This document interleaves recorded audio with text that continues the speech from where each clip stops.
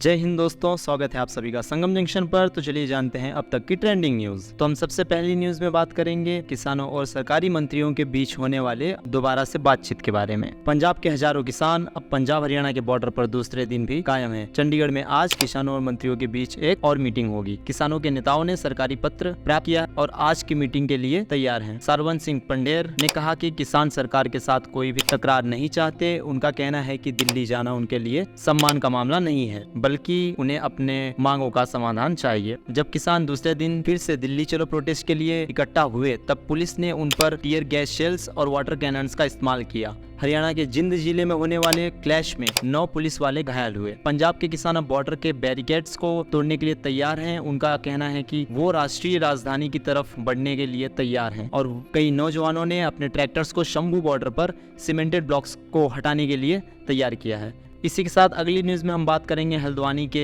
बनभूलापुर क्षेत्र में हुए दंगों के बारे में। जिस मदरसा की डिमोलिशन के बाद हिंसा फैल गई थी, उसके कुछ दिन बाद अब कर्फ्यू में छुट्टियां दी गई हैं। प्रशासन ने बनभूलापुर के कुछ इलाकों में कर्फ्यू की कुछ घंटों की छुट्टियां घोषित की है। इस निर्देश के अनुसार कर्फ्यू गौजाजली, रेलवे बाजार और FCI गोडाउन क्षेत्र में 9 बजे से लेकर 4 बजे तक होगा। 8 फरवरी को बनभूलापुर क्षेत्र में एक अनियमित तरीके से बनी मदरसा की डिमोलिशन के बारे में हिंसा हुई थी। स्थानीय लोगों ने नगर निगम कर्मचारियों और पुलिस पर पत्थर और पेट्रोल बम्बार डाला था। दंगे में 6 लोग मारे गए और 100 से अधिक घायल हुए। दंगे के बाद बनभूलापुर में कर्फ्यू लगा दिया गया था। कर्फ्यू के 7 दिन बाद अब कुछ इलाकों में कर्फ्यू की छुट्टियां दी गई हैं। इससे पहले कर्फ्यू के बाहर के क्षेत्रों में कर्फ्यू हटा दिया गया था।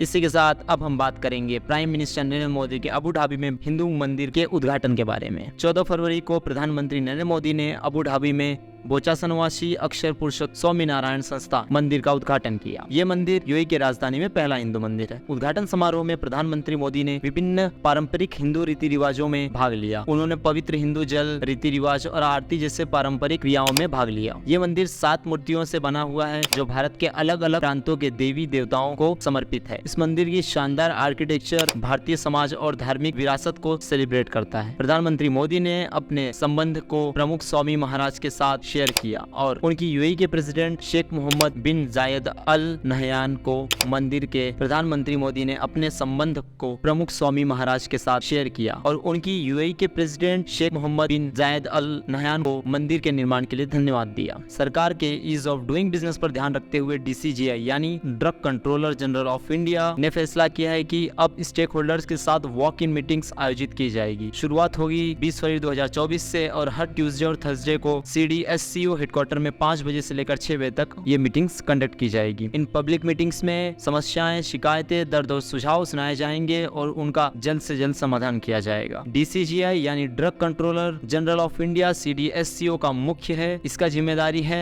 मेडिसिन की मंजूरी, क्लिनिकल ट्रायल्स का आयोजन, दवाओं के स्टैंडर्ड्स का निर्धारण। इसी के साथ अब हम बात करेंगे टेस्ला के इंडिया में आने के प्लान्स और सरकार की उस पर प्लानिंग के बारे में। टेस्ला इंडिया में आने के लिए तैयार हो सकती है और सरकार भी इस पर कुछ खास प्लानिंग कर रही है। यह सरकारी प्लानिंग है कि इलेक्ट्रिक कार्स जो ₹30 लाख से अधिक हैं, उन पर 2 से 3 साल तक कम इंपोर्ट टैक्स दिया जा सके। ये कम इंपोर्ट टैक्स टेस्ला को इंडिया में एक इलेक्ट्रिकल व्हीकल फैक्ट्री बनाने के लिए प्रपोज्ड इन्वेस्टमेंट के लिए बैंक गारंटी के बदले में दिया जाएगा। इंडिया अभी कार्स पर 100% इंपोर्ट ड्यूटी लगाता है, जो करीब 33 लाख से अधिक के होते हैं। टेस्ला तैयार है लगभग $2 बिलियन इन्वेस्ट करने के लिए। अगर सरकार पहले 2 सालों में इंपोर्ट टैक्स को 15% पर गिरा देगी। ये सरकार चाहती है कि विदेशी कार बनाने वाली कंपनीज भी इंडिया में मैन्युफैक्चरिंग शुरू करें और ये काम भी क्रिएट करें। इंडियन ऑटो मेकर्स अभी तक सरकार से और क्लियरिटी का इंतजार कर रहे हैं। कुछ कार मेकर्स को ये डर है कि अगर इंपोर्ट टैक्स कम हुआ तो अमेरिकन कंपनीज को अनफेयर फायदा होगा। महिंद्रा एंड महिंद्रा के MD अनिश शाह ने भी कहा कि ग्लोबल EV मेकर्स को भी भारत में इन्वेस्ट करने के लिए प्रेरित किया जाना चाहिए। इसी के साथ एलोन मस्क के टेस्ला ने इंडिया में अपने छत पर सोलर पैनल्स बनाने का इरादा किया है। कंपनी लोकल पार्टनर्स जोड़ रही है और सरकार से सब्सिडी और ग्रांट्स की दरख्वास्त की है। एलोन मस्क के टेस्ला ने सरकार को अपने योजना के बारे में बता दिया है। ये खबर आई है कि टेस्ला अपने रूफटॉप सोलर पैनल्स को इंडिया में बनाना चाहती है। इसी के साथ हमारी अगली न्यूज है इंडियन नेवी द्वारा लिए गए एक नए फैसले के बारे में। इंडियन नेवी ने ऑफिसर्स और सेलर्स को मेस में कुर्ता पैजामा पहनने की अनुमति दी है, जिससे देशी मिलिट्री परंपराओं को बढ़ावा मिल सके। नेवी द्वारा दिए गए गाइडलाइंस के मुताबिक कुर्ता सॉलिड रंग का होना चाहिए और घुटने के ठीक ऊपर तक पहुंचना चाहिए। इसके साथ एक स्लीवलेस जैकेट और पतली पैजामा का इस्तेमाल किया जाना है। ये कदम लिया गया है देशी मिलिट्री परंपराओं को बढ़ावा देने के लिए। इससे ऑफिसर्स और सेलर्स को अपनी संस्कृति और विरासत का गर्व महसूस होगा। इसी के साथ हमारी अगली न्यूज है स्पोर्ट्स से रिलेटेड। जय शाह ने राजकोट के निरंजन शाह स्टेडियम के एक इवेंट में ये अनाउंसमेंट करते हुए उन्होंने कंफर्म किया रोहित शर्मा टीम इंडिया को आने वाले T20 वर्ल्ड कप में लीड करेंगे। तो दोस्तों ये थी रोहित शर्मा के लिए एक और नई उड़ान और एक और नया सफर। क्या आप एक्साइटेड हैं इन अपकमिंग मैचेस के लिए? हमें कमेंट करके जरूर बताएं। हमारी लास्ट न्यूज है सैमसंग से रिलेटेड। सैमसंग ने गैलेक्सी बड्स 2 और 2 प्रो में AI फीचर्स शामिल किए हैं जो रियल टाइम ट्रांसलेशन को संभव बनाते हैं। अब आप बिना किसी तकलीफ के अलग भाषा में बात कर सकते हैं। डेली ट्रेंडिंग अपडेट्स जानने के लिए